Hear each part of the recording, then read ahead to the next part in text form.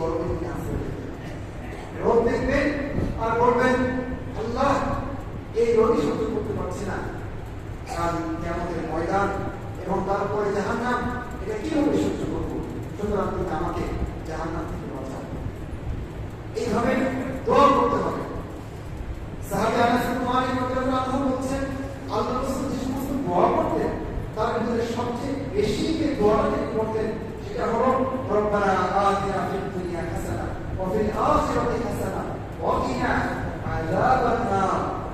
আল্লাহ তুমি জাহান্নামের আগুন থেকে আমাকে বাঁচাও। এটা রাসূলুল্লাহ সাল্লাল্লাহু আলাইহি ওয়াসাল্লাম সবচেয়ে বেশি করতেন। সুতরাং এই সময়ে আমরা বেশি বেশি করে এই দোয়া করতে পারি। একটি হাদিসে রাসূলুল্লাহ সাল্লাল্লাহু আলাইহি ওয়াসাল্লাম বলেছেন যে ব্যক্তি তিনবার জান্নাত চাইবে, জান্নাত বলবে আল্লাহুম্মা আদখিলহু জান্নাত, জান্নাতই বলবে যে আল্লাহ এই লোকটাকে তুমি জান্নাতে দিও। যে ব্যক্তি তিনবার জাহান্নাম থেকে আশ্রয় চাইবে, জাহান্নামী বলবে যে আল্লাহুম্মা আশিরহু মিনান নার, আল্লাহ তুমি এই লোকটাকে জাহান্নাম থেকে বাঁচিয়ে দাও, আমার কাছ থেকে বাঁচিয়ে দাও। সুতরাং আমরা বেশি বেশি করে আল্লাহর কাছে